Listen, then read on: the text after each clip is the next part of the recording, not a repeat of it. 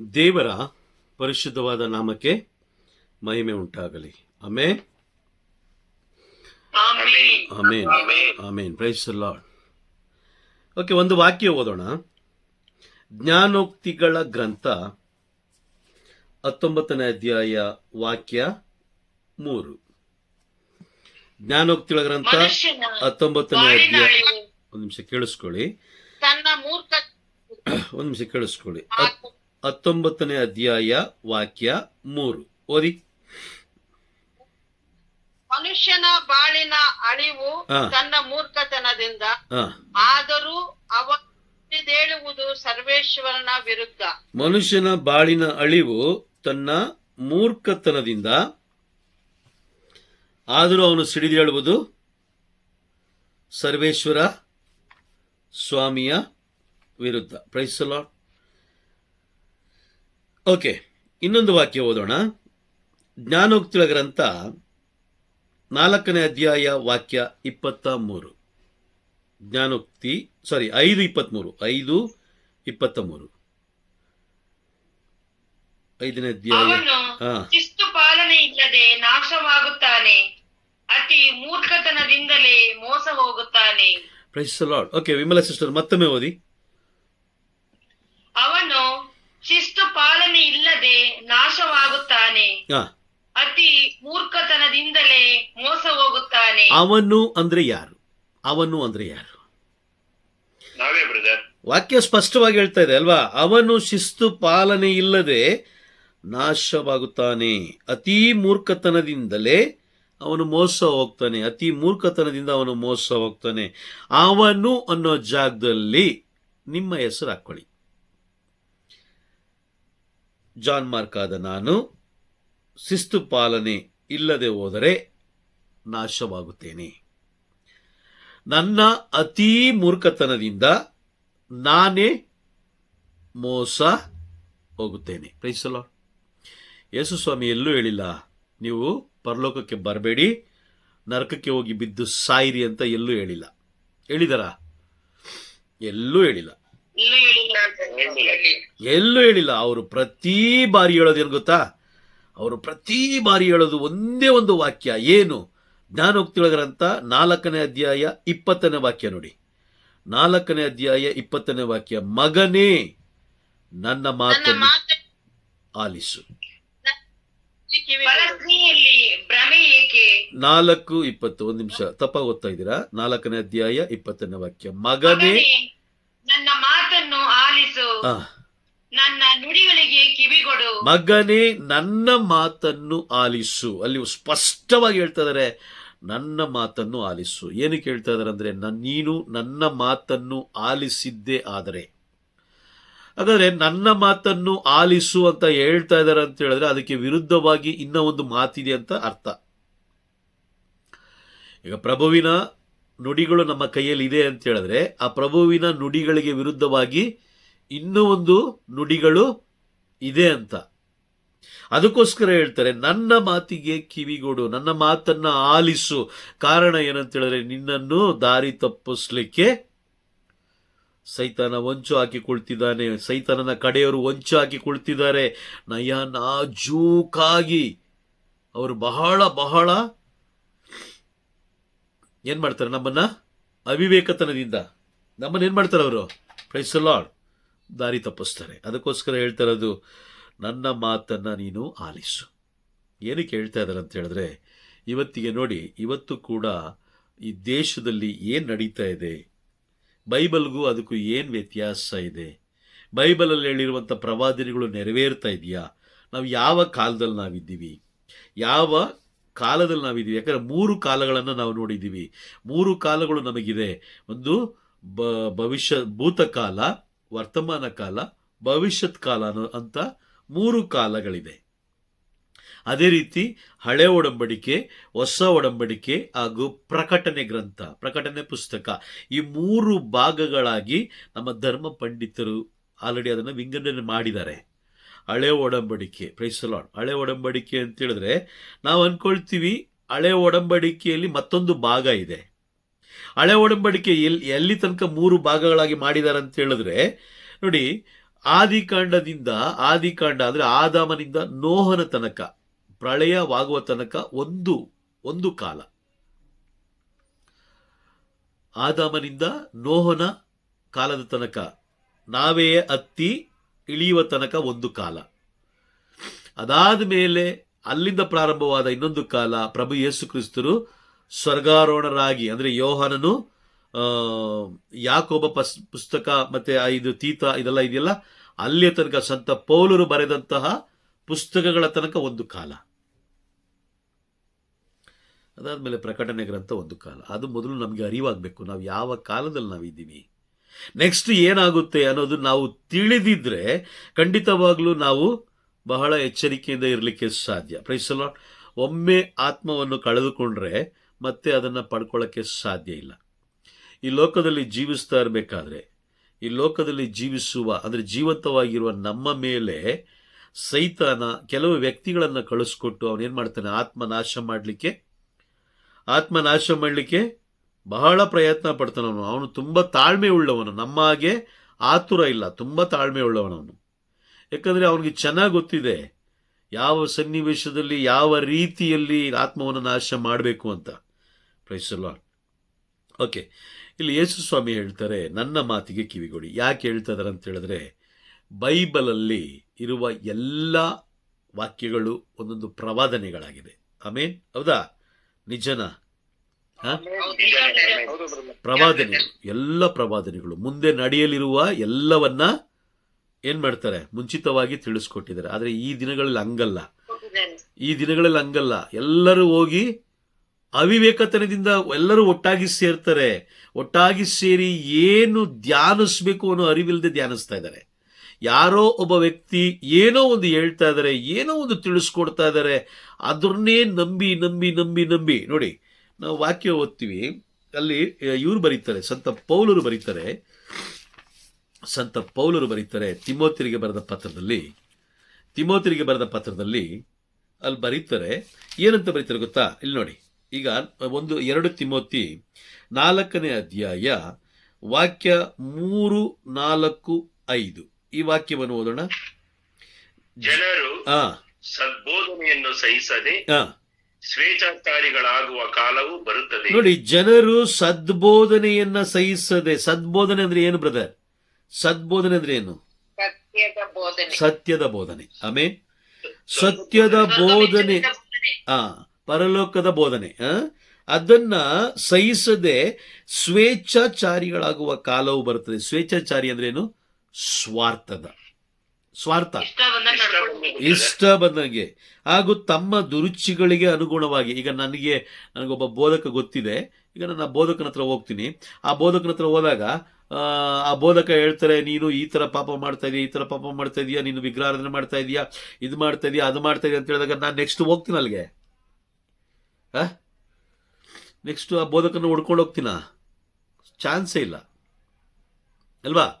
ಯಾಕಂದ್ರೆ ನಾವು ಮಾಡುತ್ತಿರೋ ಒಂದೊಂದು ಪಾಪದ ಕಾರ್ಯಗಳನ್ನು ಅವ್ರು ಎತ್ತಿ ತೋರಿಸ್ಬೇಕಾದ್ರೆ ನಾವು ಆ ಬೋಧಕನ ಬಳಿಗೆ ನಾವು ಹೋಗೋದಿಲ್ಲ. ಅದೇ ಥರನೇ ಯೇಸು ಸ್ವಾಮಿಗೆ ಯೋಹಾನನ ಬರೆದ ಶುಭ ಸಂದೇಶ 6ನೇ ಅಧ್ಯಾಯದಲ್ಲಿ ನಾವು ನೋಡ್ತೀವಿ, ಯೇಸು ಸ್ವಾಮಿ ಕಟುವಾಗಿ ಬೋಧಿಸಿದ ಕಾರಣ ಅಲ್ಲಿ ಎಷ್ಟು ಜನ ಇದ್ರು? ಒಂದು ವಾಕ್ಯ ಓದೋಣ. 6ನೇ ಅಧ್ಯಾಯ 66ನೇ ವಾಕ್ಯ ಓದಿ. ಯೋಹಾನ 6:66. ಅಂದಿನಿಂದ ಯೇಸು ಸ್ವಾಮಿಯ ಹಿಂಬಾಲಕರಲ್ಲಿ ಹಲವರು ಅವರ ಸಹವಾಸವನ್ನು ಬಿಟ್ಟರು. ಓದವರು ಹಿಂತಿರುಗಿ ಬರಲೇ ಇಲ್ಲ. ಕಾರಣ ಏನಂತ ಹೇಳಿದ್ರೆ 60ನೇ ವಾಕ್ಯದಲ್ಲಿ ಹೇಳ್ತಾರೆ, ಅವರು ಬೋಧಿಸಿದ ಕಟುವಾದ ಮಾತುಗಳು. ಅದೇ ತರನೇ ಈಗ ಬೋಧಕರಿಗೆ ಅವರ ಟೆಕ್ನಾಲಜಿ, ಮನುಷ್ಯನ ಆಲೋಚನೆಯ ವಿಷಯವಾಗಿ ಗೊತ್ತಾಗೋಯ್ತು. ಏನು ಅವನ ಬಗ್ಗೆ ಅವನು ಮೆಚ್ಚುವ. ಈಗ ನಮಗೆ ಮುಂದೆ ಕುಳಿತಿರುವ ವ್ಯಕ್ತಿ ಇಷ್ಟಪಡಬೇಕು, ಆ ರೀತಿಯಾಗಿ ಬೋಧಿಸ್ಬೇಕು. ಏನು? ದೇವ್ರು ನಿನಗೆ ಮನೆ ಕೊಡ್ತಾರೆ, ದೇವ್ರು ನಿನಗೆ ಸೌಖ್ಯ ಕೊಡ್ತಾರೆ, ದೇವ್ರು ನಿನಗೆ ನಿನ್ನ ಮಗಳನ್ನ ಆಶೀರ್ವಾದ ಮಾಡ್ತಾ ಇದ್ದಾರೆ, ನಿನ್ನ ಮಗನ ಆಶೀರ್ವಾದ ಮಾಡ್ತಾ ಇದ್ದಾರೆ, ನನ್ನ ಕಣ್ಣು ಕಾಣಿಸ್ತಾ ಇದೆ, ಎಲ್ಲ ತೋರಿಸ್ತಾ ಇದ್ದಾರೆ ದೇವರು. ಆ ಥರ ಹೇಳಿದಾಗ ಆ ವ್ಯಕ್ತಿ ಏನಾಗುತ್ತೆ? ಒಂದು ಥರ ಖುಷಿ ಅಲ್ವಾ? ನಿಜನಾ? ಖುಷಿ, ಒಂಥರ ಖುಷಿ. ಅವಾಗ ಅವನೇನು ಮಾಡ್ತಾನೆ, ಬ್ರದರ್ ನಾನು ನೆಕ್ಸ್ಟು ಬರುವಂಥ ಧ್ಯಾನಾರ್ಥಿಗಳಿಗೆ ನಾನು ಊಟ ಹಾಕೋಣ ಅಂತಿದ್ದೀನಿ, ತಗೊಳ್ಳಿ ಒಂದು 5,000 ಕೊಡ್ತೀನಿ, ನಾನು ನಿಮಗೆ ಒಂದು 5,000 ಕೊಡ್ತೀನಿ. ಆ ಥರ ಒಂದು 5,000 ಕೊಟ್ಟಾಗ, ಎಲ್ಲರ ಮುಂದೆ ಕೊಟ್ಟಾಗ ಇನ್ನೊಬ್ಬ ವ್ಯಕ್ತಿ ಏನು ಮಾಡ್ತಾನೆ, ಇನ್ನೊಂದು 5,000 ಕೊಡ್ತಾನೆ, ಇನ್ನೊಂದು 5,000. ಅಲ್ಲೇನಾಯಿತು? ಅದು ವ್ಯವಹಾರ ಆಯಿತು. That is called business.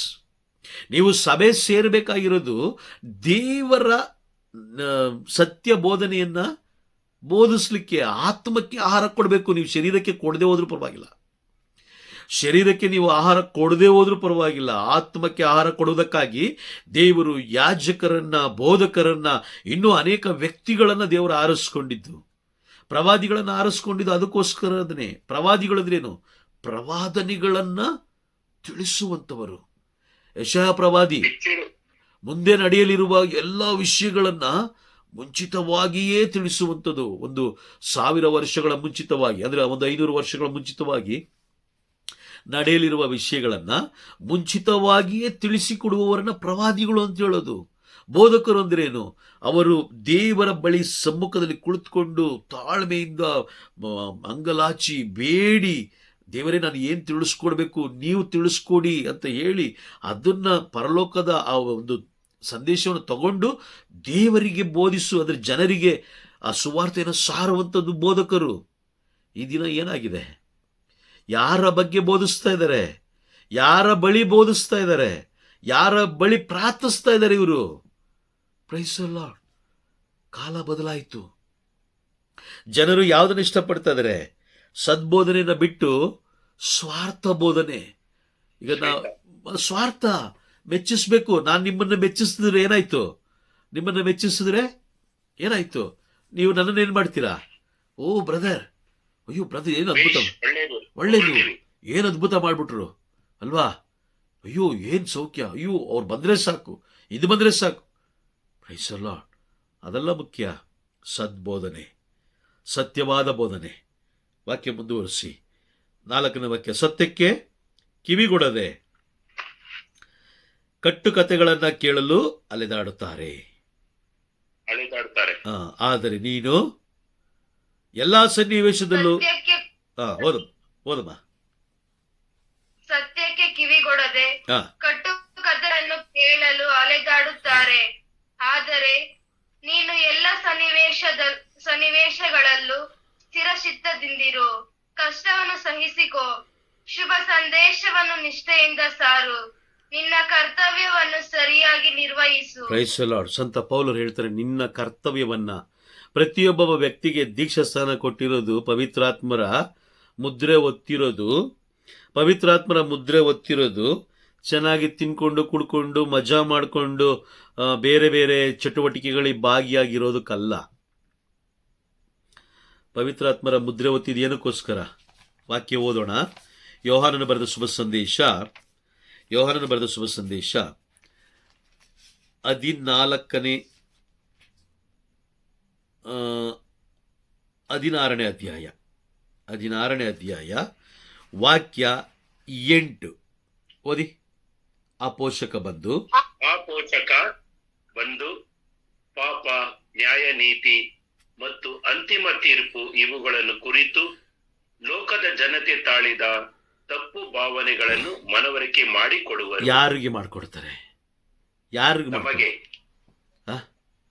ದೀಕ್ಷಾಸ್ಥಾನ ಹೊಂದಿದ, ಪವಿತ್ರಾತ್ಮರನ ಮುದ್ರೆಯನ್ನು ಹೊಂದಿದ ಪ್ರತಿಯೊಬ್ಬರಿಗೆ ಅವರು ತಿಳಿಸ್ಕೊಡ್ತಾರೆ.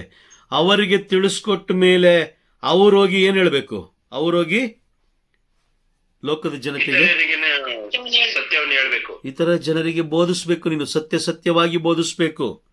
Price the lord. ಅದಕ್ಕೆ ಹೇಳ್ತಿರೋದು ನಿನ್ನ ಕರ್ತವ್ಯ ಅದು. ಈಗ ಗೌರ್ಮೆಂಟ್ ಎಂಪ್ಲಾಯ್ ಆದಾಗ, ನೀವು ಗೌರ್ಮೆಂಟ್ ಎಂಪ್ಲಾಯ್ ಆದರೆ ಗೌರ್ಮೆಂಟ್ ಎಂಪ್ಲಾಯ್ಗೆ ಒಂದು ಒಂದು ಒಂದು ಒಂದು ಕಾನೂನು ಇದೆ. ಏನು ಗೊತ್ತಾ?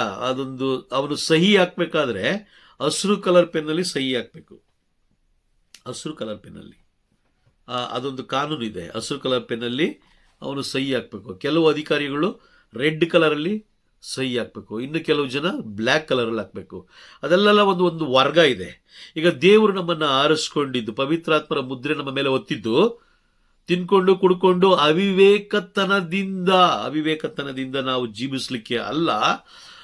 ಮುಂದೆ ಏನು ನಡೆಯಲಿದೆಯೋ ಆ ಎಲ್ಲ ಘಟನೆಗಳನ್ನು ದೇವರಿಂದ ಅರಿತುಕೊಂಡು ಲೋಕದ ಜನರಿಗೆ ತಿಳಿಸುವುದಕ್ಕಾಗಿ ದೇವರನ್ನು ಆರಿಸ್ಕೊಂಡಿದ್ದು. ಈಗ ನಾವು ಮಾಡ್ತಾ ಇದ್ದೀವ ನಾವೀಗ? Praise the Lord. ಬೋಧಕರು ಮಾಡ್ತಾ ಇದ್ದಾರಾ? ಬೋಧಕರು ಮಾಡ್ತಾ ಇದ್ದಾರಾ? ಈ ತರ ಮುದ್ರೆ ಒತ್ತಿಸ್ಕೊಂಡು ಮಾಡ್ತಾ ಇಲ್ಲ ಬ್ರದರ್. ಮುದ್ರೆ ಒತ್ತಿಸ್ಕೊಂಡು ಮಾಡ್ತಲ್ಲ, ತಮ್ಮ ಸ್ವಕಾರ್ಯ ಸ್ವ ಇಚ್ಛೆ ಪ್ರಕಾರ ಅವರು ಮಾಡ್ತಾ ಇದ್ದಾರೆ. Praise the Lord. ನೋಡಿ, ಬೈಬಲ್ ಇರೋದು ಮನೆಯಲ್ಲಿ ಸುಮ್ಮನೆ ಇಟ್ಕೊಳ್ಳಕ್ಕಲ್ಲ. ಪ್ರಭುವಿನ ವಾಕ್ಯವನ್ನ ಗಂಭೀರವಾಗಿ ಕುಳಿತುಕೊಂಡು ಧ್ಯಾನಿಸಿ ಆಲಿಸಿ ಅದರಂತೆ ಜೀವಿಸ್ಲಿಕ್ಕೆ. ವಾಕ್ಯ ಪ್ರಕಟಣೆ ಪುಸ್ತಕ 1:3 ಹೇಳ್ತಾರೆ, ಓದುವವನು ಧನ್ಯನು, ಓದಿದನ ಕೇಳಿಸಿಕೊಳ್ಳುವವರು ಅದರಂತೆ ನಡೆಯುವವರು ಧನ್ಯರು. Praise the Lord. ನೋಡಿ, ಪ್ರಭುವಿನ ಸ್ವರವನ್ನ ಕೇಳಿ, ಪ್ರಭುವಿನ ಮಾತನ್ನ ಕೇಳಿಸಿಕೊಂಡು ಅದರಂತೆ ಜೀವಿಸಿದವರು ಎಲ್ಲಿದ್ದಾರೆ? ಈಗೆಲ್ಲ ಎಲ್ಲಿದ್ದಾರೆ ಗೊತ್ತಾ?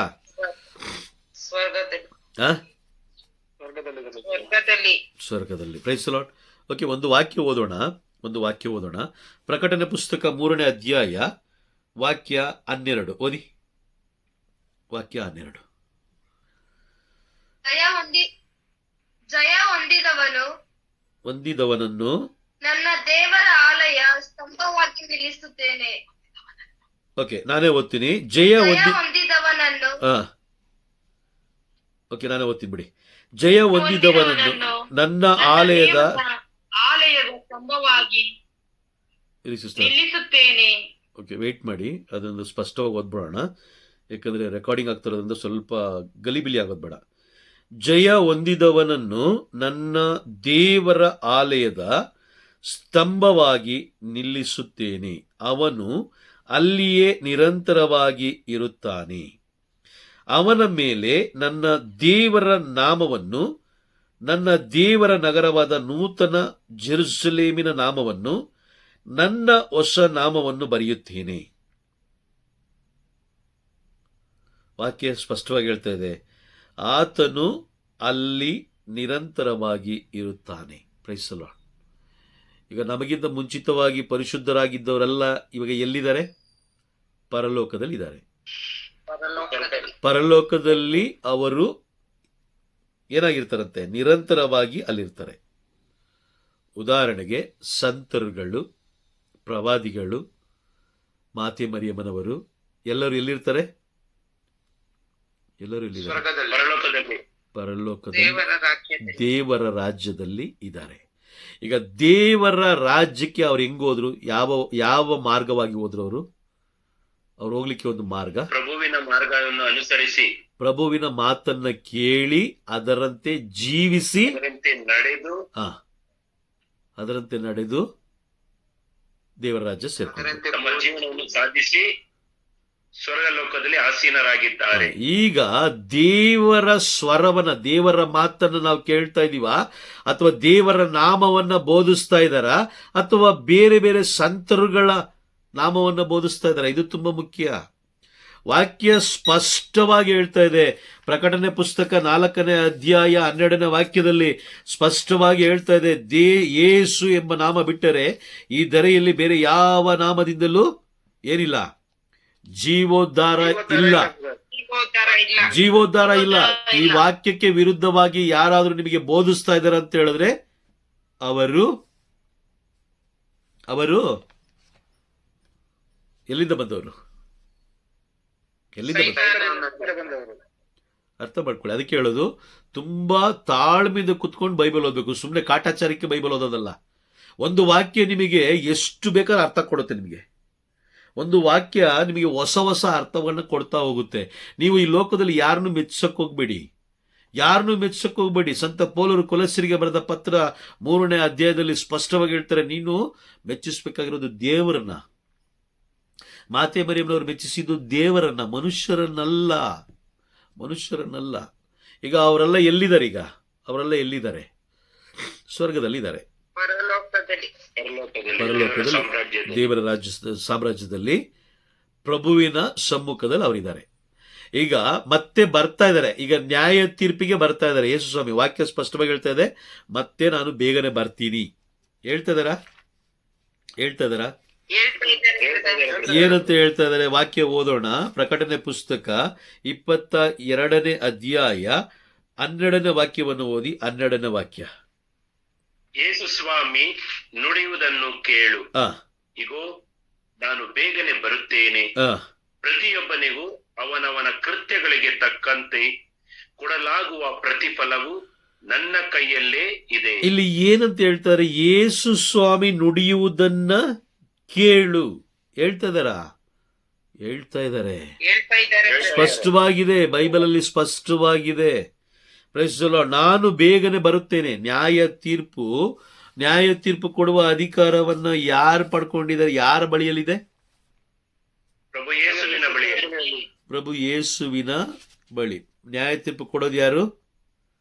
Price the Lord. ಪ್ರಭು ಯೇಸು ಕ್ರಿಸ್ತ. ಓಕೆ, ಇನ್ನೊಂದು ವಾಕ್ಯ ಓದೋಣ, ನಮ್ಗೆ ಇನ್ನೂ ಸ್ಪಷ್ಟವಾಗಿ ಅರ್ಥ ಆಗುತ್ತೆ. ಯೋಹಾನನು ಬರೆದ ಶುಭ ಸಂದೇಶ 5ನೇ ಅಧ್ಯಾಯ ವಾಕ್ಯ 22 ಓದೋಣ. 5:22.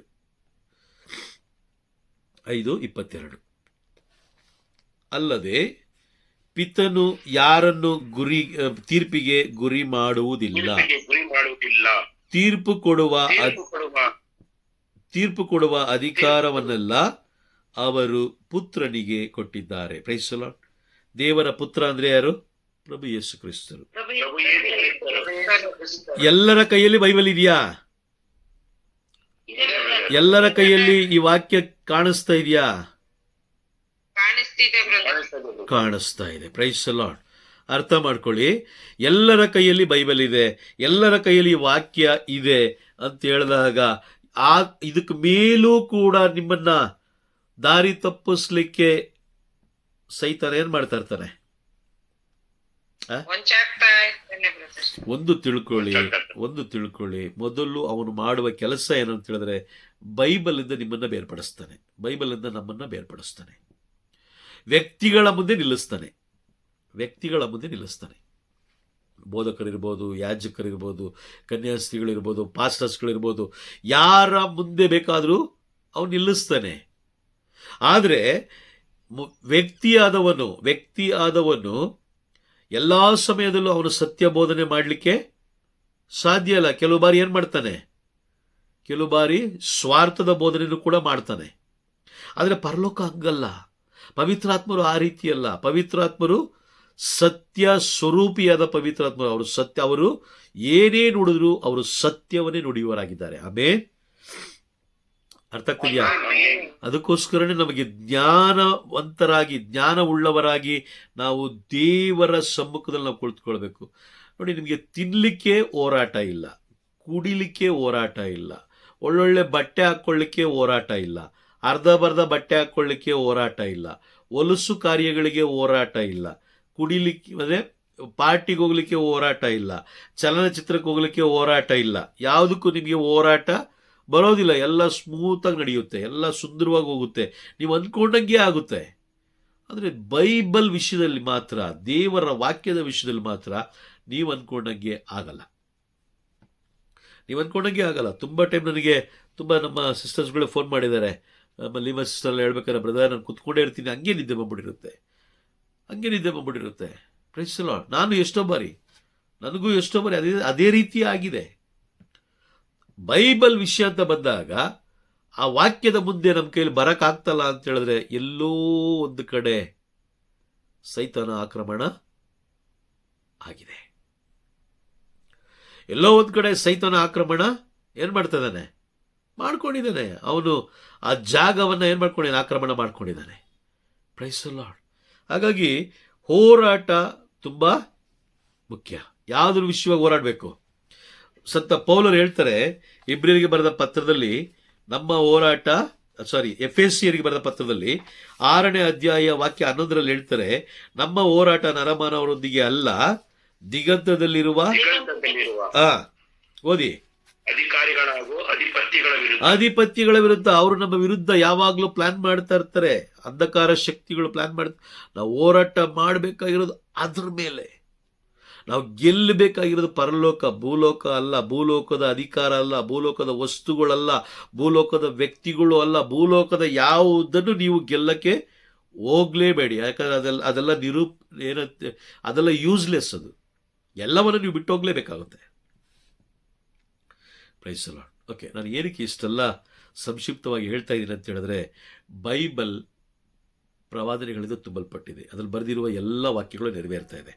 ಆ ಎಲ್ಲ ವಾಕ್ಯಗಳಲ್ಲಿ ನೆರವೇರುತ್ತಿರುವುದನ್ನು ಯೋಹನನು ಬರೆದ ಶುಭ ಸಂದೇಶದಲ್ಲಿ ಯೇಸು ಸ್ವಾಮಿ ಹೇಳ್ತಾರೆ, ಆ ಪ್ರವಾದನೆಗಳು ನೆರವೇರಬೇಕಾದ್ರೆ, ನಾನು ನುಡಿದಿರುವ ವಾಕ್ಯಗಳು ನೆರವೇರಬೇಕಾದ್ರೆ ನೀವು ಅದನ್ನು ನಂಬಬೇಕು. ಅದನ್ನು ನೀವು ನಂಬಬೇಕು. Price the lord. ಯೋಹನನ ಬರೆದ ಶುಭ ಸಂದೇಶ 14ನೇ ಅಧ್ಯಾಯ ವಾಕ್ಯ 29 ಓದೋಣ. 29.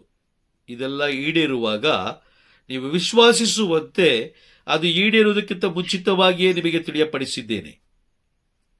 ಈಡೇರುವುದಕ್ಕಿಂತ ಮುಂಚಿತವಾಗಿಯೇ ತಿಳಿಯಪಡಿಸಿದ್ದೇನೆ. Price the lord. ಇನ್ನೊಂದು ವಾಕ್ಯ ಓದೋಣ. ಯೋಹಾನನ ಬರೆದ ಶುಭ ಸಂದೇಶ 13ನೇ ಅಧ್ಯಾಯ ವಾಕ್ಯ 19 ಓದಿ. ಅದು ಈಡೇರುವಾಗ ಅದು ಈಡೇರುವಾಗ ಹಾ ಇರುವಾತನು ನಾನೇ ಹಾ ಎಂದು ನೀವು ವಿಶ್ವಾಸಿಸುವಂತೆ ಅದು ಈಡೇರುವುದಕ್ಕೆ ಮುಂಚೆಯೇ ನಿಮಗೆ ಹೇಳುತ್ತಿದ್ದೇನೆ. Price the lord. ಮುಂಚಿತವಾಗಿ ಪ್ರಕಟಣೆ ಪುಸ್ತಕದಲ್ಲಿ ನಡೆಯಲಿರುವ ಎಲ್ಲ ಪ್ರವಾದನೆಗಳು ನೆರವೇರುವುದನ್ನು ಮುಂಚಿತವಾಗಿ ಅವರು ತಿಳಿಸ್ಕೊಟ್ಟಿದ್ದಾರೆ. ನಾವು ಗಮನ ಕೊಟ್ಟು ಕುಳಿತುಕೊಂಡು ಅದನ್ನ ಧ್ಯಾನ ಮಾಡಿದ್ರೆ ಮಾತ್ರ ಪವಿತ್ರಾತ್ಮ ನಮಗೆ ತಿಳಿಸ್ಕೊಡ್ತಾರೆ. ಇಲ್ಲ ಅಂತ ಹೇಳಿದ್ರೆ ಎಲ್ಲ ಒಂದು ಮಂದೆಯಾಗಿ ಕುತ್ಕೊಂಡು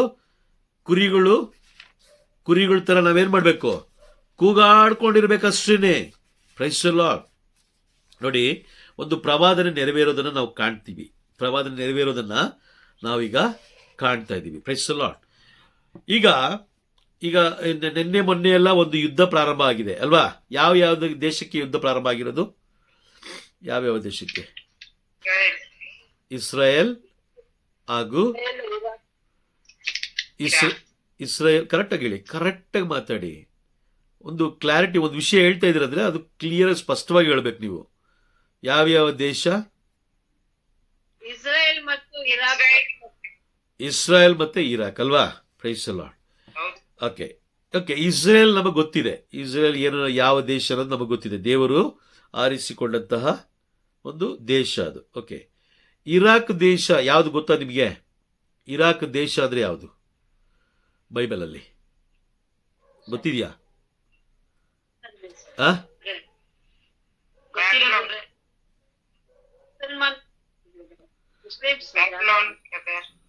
ಮೋದಿ ಸಿಸ್ಟರ್ ಮಾತಾಡಂಗಿದ್ರೆ ಕ್ಲಿಯರ್ ಆಗಿ ಮಾತಾಡಿ, ಸ್ಪಷ್ಟವಾಗಿ ಮಾತಾಡಿ. ಅದೇ ನಾನು ನಿಮ್ಗೆ ತಿಳಿಸ್ಕೊಡ್ತಾ ಇರೋದು.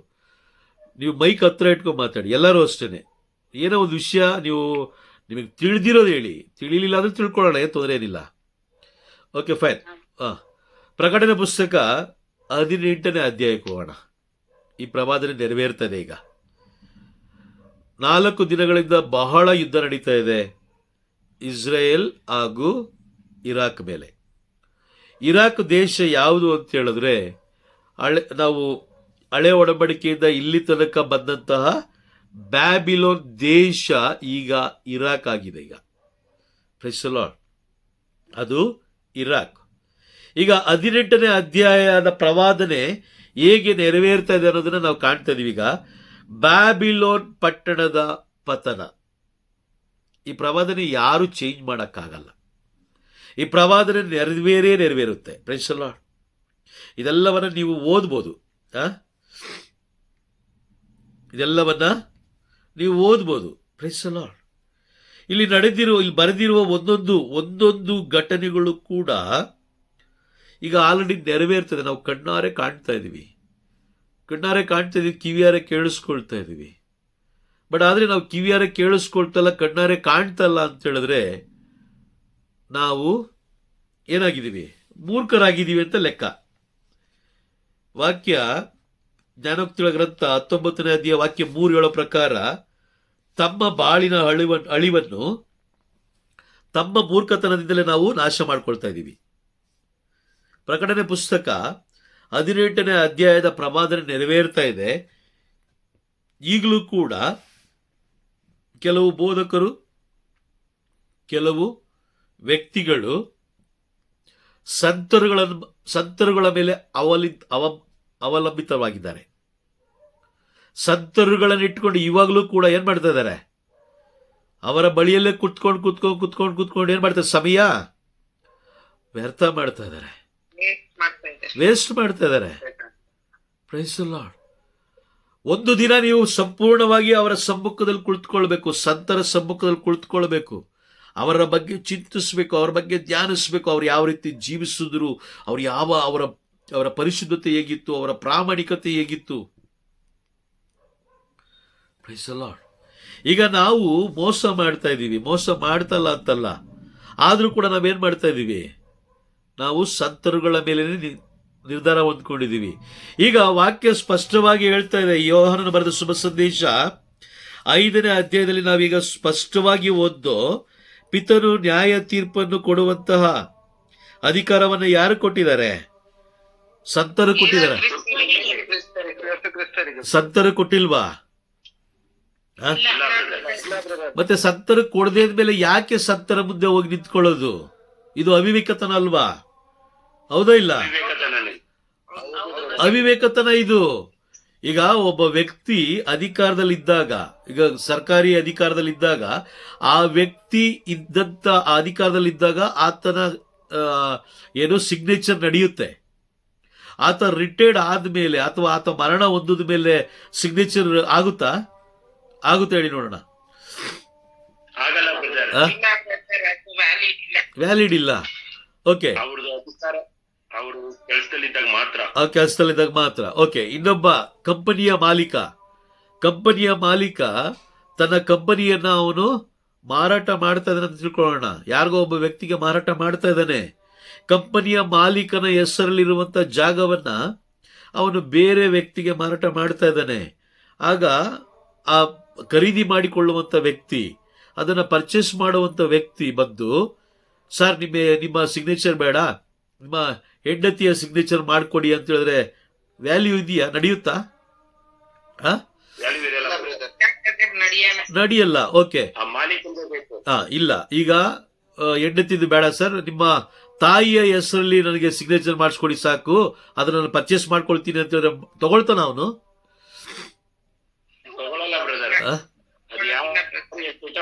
ತಗೊಳ್ಳಲ್ಲ. ಹೋಗ್ಲಿ, ನಿಮ್ಮ ಮಗಳ ಹೆಸರಲ್ಲಿ ನಿಮ್ಮ ಮಗಳ ಸಿಗ್ನೇಚರ್ ಮಾಡಿಸಿ ಸರ್, ನಿಮ್ಮ ಸಿಗ್ನೇಚರ್ ಬೇಡ ಅಂತ ಹೇಳಿದ್ರೆ ಅವನು ಮಾಲೀಕ ತಗೊಳ್ತಾನ? ತಗೊಳ್ಳಲ್ಲ ಅನ್ನೋ ಅರಿವು ನಮಗಿದೆ. ನೋಡಿ, ನಾವು ಸೈಟ್ ತಗೊಳ್ಬೇಕಾದ್ರೆ ಮೊದಲು ಮಾಲೀಕನ ಸಿಗ್ನೇಚರ್ ಮಾಡಿಸ್ತೀವಿ, ಅದಾದ್ಮೇಲೆ ಮಕ್ಕಳ ಸಿಗ್ನೇಚರ್ ಮಾಡಿಸ್ತೀವಿ. ಕಾರಣ ಏನು? ಮುಂದೆ ಅವ್ರು ಬಂದು ಗಲಾಟೆ ಮಾಡಬಾರ್ದು, ಕೇಸ್ ಹಾಕ್ಬಾರ್ದು. ಮಾಡ್ತೀವೋ ಮಾಡಲ್ಲ? ಮಾಡ್ತೀವಿ.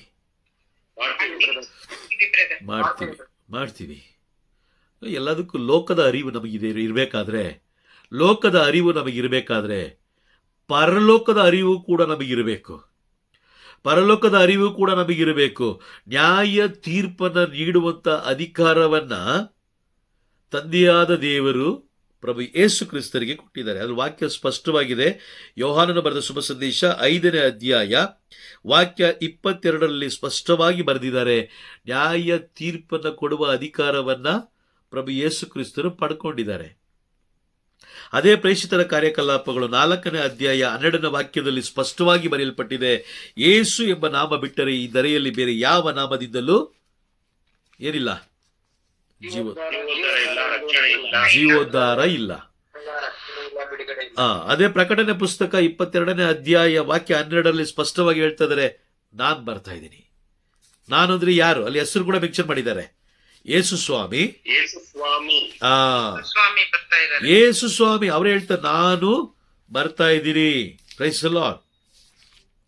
ನಾನು ಬರ್ತಾ ಇದ್ದೀನಿ. ಅವರವರ ಕೃತ್ಯಕ್ಕೆ ತಕ್ಕಂತೆ ನೀಡುವಂತ ಪ್ರತಿಫಲ ನನ್ನ ಕೈಯಲ್ಲಿದೆ. ಈಗ ಪ್ರಕಟಣೆ ಪುಸ್ತಕ 18ನೇ ಅಧ್ಯಾಯದ ಪ್ರವಾದನೆ ನೆರವೇರ್ತಾ ಇದೆ. ಈಗ ಇಸ್ರೇಲ್ ಮತ್ತೆ ಇರಾಕ್ ದೇಶದ ಮೇಲೆ ಯುದ್ಧ ಪ್ರಾರಂಭ ಆಗೋಗಿದೆ. ಇರಾಕ್ ದೇಶ ಅಂತ ಹೇಳಿದ್ರೆ ಅದು ಬ್ಯಾಬಿಲೋನ್ ದೇಶ. ಇದು ತುಂಬಾ ವರ್ಷಗಳು, ಅಂದ್ರೆ ತುಂಬಾ ತಿಂಗಳ ಕಾಲ ನಡೆಯುತ್ತಿದ್ದು, ತುಂಬಾ ತಿಂಗಳ ಕಾಲ ನಡೆಯುತ್ತೆ. Praise the Lord. ತಮಾಷೆ ಅಲ್ಲ ಇದು. ಬ್ಯಾಬಿಲೋನ್ ದೇಶ, ಬಲಿಷ್ಠವಾದ ಬ್ಯಾಬಿಲೋನ್ ದೇಶ. ನೀವು ಯಾರಿದ್ದಾರೆ ಅನ್ನೋದು ತುಂಬಾ ಮುಖ್ಯ ಅಲ್ಲ. ಇಲ್ಲಿ ಪ್ರವಾದನೆ ನೆರವೇರ್ತಾ ಇದೆಯಾ, ಅದು ತುಂಬಾ ಮುಖ್ಯ. ಅಲ್ಲಿ ಯಾರು ವಾಸವಾಗಿದ್ದಾರೆ, ಯಾರು ಇದು ಏನು ನಡೀತದೆ ಅದೆಲ್ಲ ನಮಗೆ ಬೇಡ. ಪ್ರವಾದನೆ ನೆರವೇರ್ತಾ ಇದೆಯಾ, ಆ ದೇಶ ನಾಶ ಆಗುತ್ತೆ ಅಂತ ಬೈಬಲ್ ಬರೆದಿಟ್ಟಿದೆ. ಎಷ್ಟು ಜನಕ್ಕೆ ಗೊತ್ತು? ಇದ್ರ ಬಗ್ಗೆ ಧ್ಯಾನ ಮಾಡ್ತಾ ಇದ್ದಾರೆ? ಯಾರು ಧ್ಯಾನ ಮಾಡ್ತಾ ಇದ್ದಾರೆ ಇದ್ರ ಬಗ್ಗೆ? ಯಾರು ಅರಿವು ಮೂಡಿಸ್ತಾ ಇದ್ದಾರೆ? ಪ್ರಕಟಣೆ ಬಗ್ಗೆ ಅರಿವೇ ಮೂಡ್ತಾ ಇಲ್ಲ ಅಲ್ಲ ಬ್ರದರ್? ಮೂಡಿಸ್ಲಿಲ್ಲ ಅಂತ ಹೇಳಿದ್ರೆ ನಮಗೆ ಎಲ್ಲೋಯ್ತು ಅವಿವೇಕ? ಈಗ ಆ ವ್ಯಕ್ತಿ ಪ್ರವಾದನೆ ಕೊಡ್ತಾ ಇಲ್ಲ, ಪ್ರವಾದನೆ ಬಗ್ಗೆ ತಿಳಿಸ್ತಾ ಇಲ್ಲ ಅಂತ ಹೇಳಿದ್ರೆ ನೀವ್ ಯಾಕೆ ಅಲ್ಲಿರ್ಬೇಕು? ಅಲ್ಲಿ ಆತ್ಮದ ರಕ್ಷಣೆ ಇಲ್ಲ ಅಂತ ಹೇಳಿದ್ರೆ ವಾಕ್ಯ ಸ್ಪಷ್ಟವಾಗಿ ಹೇಳ್ತದೆ, ಯಾವ ಸಂತರುಗಳಿಂದಲೂ ಏನಿಲ್ಲ.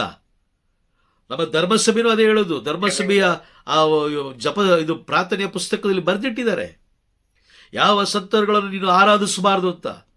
ಆರಾಧಿಸಬಾರದು ಅಂತ ಹೇಳಿದ ಮೇಲೂ ಆರಾಧಿಸುವಂತ ವ್ಯಕ್ತಿಗಳ ಜೊತೆಲಿ ನಾವು ಇದ್ದೀವಿ ಅಂತ ಹೇಳಿದ್ರೆ ನಮ್ಮ ಆತ್ಮವನ್ನು ನಾವು ನಾಶ ಮಾಡ್ಕೊಳ್ತೀವಿ. ಅನೇಕ ಯಾಜಕರು ಈ ದಿನಗಳಲ್ಲಿ ಏನ್ ಮಾಡ್ತಾರೆ ಗೊತ್ತಾ? ದೇವಾಲಯಗಳಲ್ಲಿ ಸಂತರುಗಳ ರೂಪವನ್ನು ತಂದಿಡ್ತಾ ಇದ್ದಾರೆ. ಕಾರಣ ಏನು ಗೊತ್ತಾ? ನೀನು ಆರಾಧಿಸ್ಬೇಕು ಅಂತಲ್ಲ, ಅವರನ್ನು ನೋಡಿ ನಿನ್ನ ಆತ್ಮವನ್ನು ರಕ್ಷಣೆ ಮಾಡ್ಕೋ. ಅವರನ್ನು ನೋಡಿ ನೀನು ನಿನ್ನ ಆತ್ಮವನ್ನು ರಕ್ಷಣೆ ಮಾಡ್ಕೋ. ಅವ್ರ ಬಗ್ಗೆ ಸ್ಟಡಿ ಮಾಡು, ಅವ್ರ ಬಗ್ಗೆ ತಿಳ್ಕೋ. ಸಂತ ಅಂತೋಣಿಯವ್ರ ಬಗ್ಗೆ ತಿಳ್ಕೊ, ಸಂತ ಬೆನಡಿಕ್ಟರ್ ಬಗ್ಗೆ ತಿಳ್ಕೊ, ಮಾತೇಮರಿಯವರ ಬಗ್ಗೆ ತಿಳ್ಕೊ. ಇನ್ನು ಬೇರೆ ಬೇರೆ ಎಷ್ಟೋ ಸಂತರುಗಳಿದ್ದಾರೆ. ಎಲ್ಲ ಸಂತರುಗಳ ಬಗ್ಗೆ ಏನ್ ಮಾಡು, ತಿಳ್ಕೊ. ಅವ್ರು ಯಾವ ರೀತಿ ಜೀವಿಸಿದ್ರು, ಅವರ ಆಲೋಚನೆ ಪರಲೋಕಕ್ಕೆ ಹೆಂಗ್ ಲಿಂಕ್ ಆಯ್ತು, ಅವ್ರು ಎಷ್ಟು ಗಂಟೆ ಪ್ರಾರ್ಥನೆ ಮಾಡ್ತಾ ಇದ್ರು, ಎಷ್ಟು ಸಮಯ ದೇವರೊಂದಿಗೆ ಅವರು ಅನ್ಯೋನ್ಯವಾಗಿದ್ರು. ಪ್ರಕಟಣೆ ಪುಸ್ತಕ 3ನೇ ಅಧ್ಯಾಯ 12ನೇ ವಾಕ್ಯ ಹೇಳುತ್ತೆ, ಅವರನ್ನು ನನ್ನ ಆಲಯದಲ್ಲಿ ನಿರಂತರವಾಗಿ ಸ್ತಂಭವಾಗಿ ನಿಲ್ಲಿಸುತ್ತೀನಿ ಅಂತ ದೇವರು ವಾಗ್ದಾನ ಮಾಡಿದ್ದಾರೆ. ನಾವು ಕೂಡ ಪರಲೋಕಕ್ಕೆ ಹೋಗ್ಬೇಕು, ಅಲ್ಲೂ ಒಂದು ನಾವು ಸ್ತಂಭವಾಗಿ ನಿಂತ್ಕೊಳ್ಬೇಕು, ದೇವರ ಆಲಯದಲ್ಲಿ ನಿಂತ್ಕೊಳ್ಬೇಕು. ಗೊತ್ತಿಲ್ಲ ಯಾವಾಗ ಮರಣ ಬರುತ್ತಂತ. ಮರಣ ಬರುವುದಕ್ಕಿಂತ ಮುಂಚಿತವಾಗಿ ನಾವು ಎಚ್ಚರವಾಗಿರ್ಬೇಕು. ಮರಣ ಬಂದ ಮೇಲೆ ಅಯ್ಯೋ ನಾನು ಇವ್ರ ಮಾತು ಕೇಳಿ ಹಾಳಾಗೋಗ್ಬಿಟ್ನಲ್ಲ,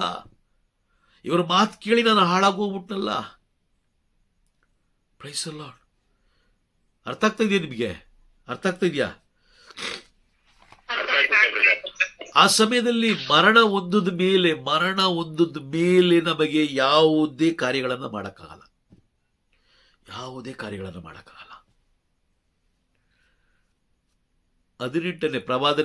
ಪ್ರಕಟಣೆ ಪುಸ್ತಕ 18ನೇ ಅಧ್ಯಾಯದ ಪ್ರವಾದನೆ ನೆರವೇರ್ತಾ ಇದೆ. 19ನೇ ಅಧ್ಯಾಯ 19, 20, 21, 22 4 ಅಧ್ಯಾಯಗಳು ಮಾತ್ರ ಬಾಕಿ ಉಳಿದಿದೆ. ಅಷ್ಟರಲ್ಲಿ ನಾವು ಸತ್ಯವನ್ನು ಅರಿತುಕೊಂಡು, ಸಂತ ಪೌಲರು ಅದೇ ಹೇಳೋದು. ಸಂತ ಪೌಲರು ಹೇಳ್ತಾರೆ, ಒಬ್ಬ ವ್ಯಕ್ತಿ ಸತ್ಯವನ್ನು ಅರಿತುಕೊಳ್ಬೇಕಂತೆ ಅವನು. Praise the Lord. ಸತ್ಯ ಅಂದ್ರೆ ಏನು? ಯೇಸು ಸ್ವಾಮಿ ಅಲ್ವಾ? ವಾಕ್ಯ ಓದಿ 1 ತಿಮೋತಿ 2ನೇ ಅಧ್ಯಾಯ ವಾಕ್ಯ 4. 1 ತಿಮೋತಿ 2ನೇ ಅಧ್ಯಾಯ ವಾಕ್ಯ 4. ಎಲ್ಲ ಮಾನವರು ಅಲ್ಲಿ ಬಿಡಿಬಿಡಿಯಾಗಿ ಹೇಳಿದಾರ, ಬಿಡಿಬಿಡಿಯಾಗಿ ಹೇಳಿದಾರ. ಗಂಡಸರು, ಹೆಂಗಸರು, ಯುವಕರು, ಯುವತಿಯರು, ವಯಸ್ಸಾದವರು ಏನಾರು ಹೇಳಿದಾರ? ಈ ಜನಾಂಗ ಆ ಜನಾಂಗ ಅಂತ ಹೇಳಿದಾರ? ಎಲ್ಲ ಮಾನವರು ಸತ್ಯವನ್ನು ಜೀವೋದ್ಧಾರ ಪಡೆಯಬೇಕೆಂಬುದೇ ದೈವ ಇಚ್ಛೆ. Praise the Lord. ಈಗ ದೈವ ಇಚ್ಛೆಗೆ ವಿರುದ್ಧವಾಗಿ ಒಬ್ಬ ವ್ಯಕ್ತಿ ಕಾರ್ಯ ಮಾಡ್ತಾ ಇದ್ದಾನೆ ಅಂತ ಹೇಳಿದ್ರೆ ಆತ ಎಲ್ಲಿಂದ ಬಂದಂತವನು? ಲೋಕದವನು, ಸೈತಾನ್ ಕಡೆಯವನು ಅಲ್ವಾ? ಈಗ ನಾವು ಒಂದು ಪ್ರಾವಿಷನ್ ಅಂಗಡಿಗೆ ಹೋಗ್ತೀವಿ, ಒಂದು ರೇಷನ್ ಅಂಗಡಿಗೆ ಹೋಗ್ತೀವಿ, ಒಂದು ಸಕ್ಕರೆ ತಗೊಳಕ್ ಹೋಗ್ತೀವಿ ಅಂತ ತಿಳ್ಕೊಳ್ಳೋಣ. 1 kg ಸಕ್ಕರೆ ಕೊಡಿ ಅಂತ ಕೇಳಿದಾಗ ನಾವು ಮೊದಲು ಸಕ್ಕರೆ ತಗೊಳ್ಬೇಕಾದ್ರೆ ನಾವು ಏನ್ ನೋಡ್ತೀವಿ ಹೇಳಿ ನೋಡೋಣ? ತಕ್ಕಡಿ ನೋಡ್ತೀವಿ ಅಲ್ವಾ?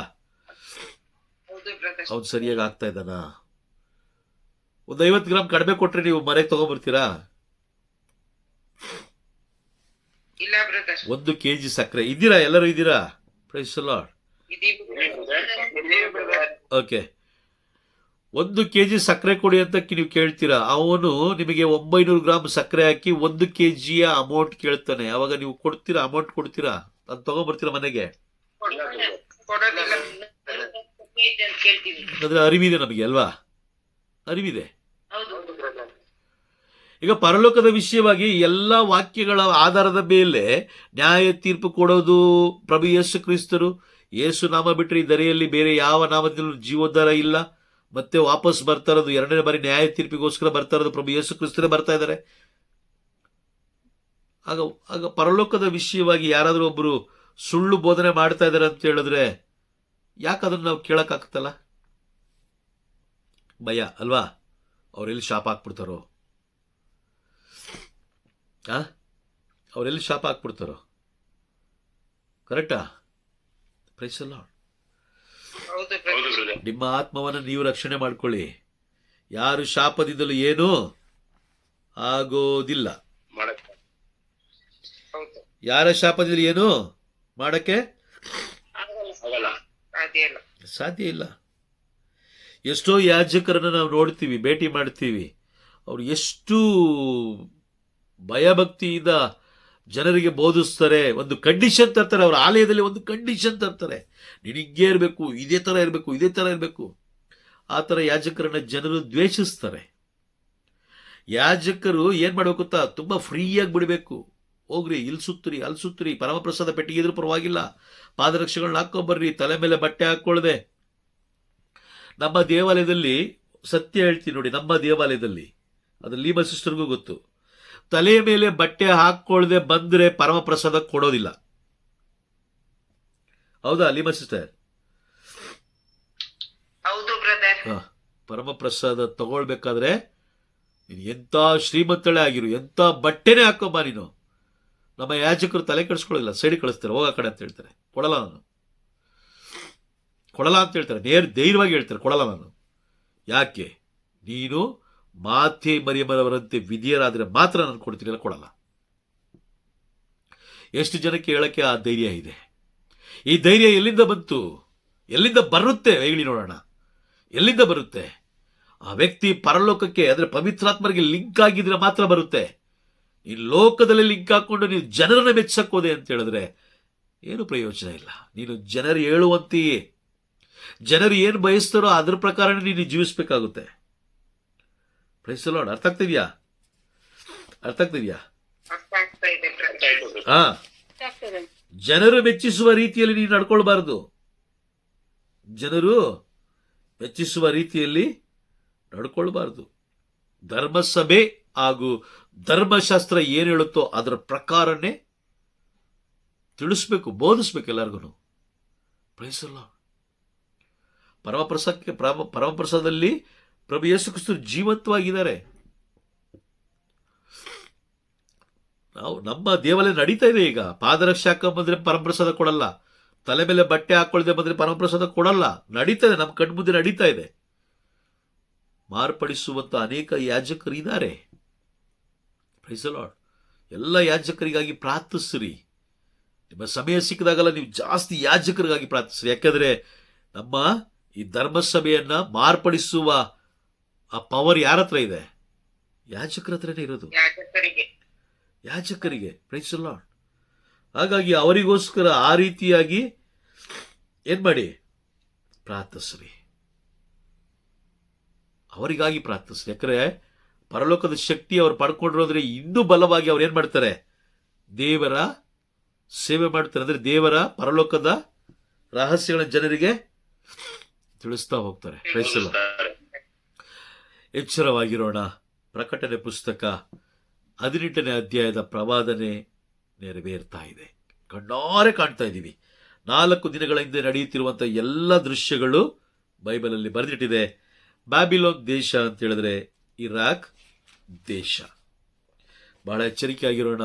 ಇನ್ನು ಮುಂದೆ ಆದರೂ ನಾವು ಸಂತರುಗಳ ಆ ಸ್ವರೂಪಗಳನ್ನು ಇಟ್ಕೊಂಡು ಆರಾಧಿಸೋದು ಬಿಟ್ಟು, ಅದ್ರ ಮುಂದೆ ಮೊಣಕಾಲು ಹಾಕಿ ತಲೆ ಚಚ್ಕೊಳ್ಳೋದು ಬಿಟ್ಟು, ಅವ್ರು ಯಾವ ರೀತಿ ಜೀವಿಸಿದ್ರು, ಅವ್ರು ಯಾವ ರೀತಿ ದೇವರೊಂದಿಗೆ ಅನ್ಯೋನ್ಯವಾಗಿದ್ರು, ಅವರ ಪ್ರೀತಿ ದೇವರೊಂದಿಗೆ ಯಾವ ರೀತಿ ಇತ್ತು, ಸಂಪೂರ್ಣವಾಗಿ ಅವರ ಬಗ್ಗೆ ಧ್ಯಾನಿಸಿ ಅವರಂತೆ ಮಾರ್ಪಾಡಾಗಿ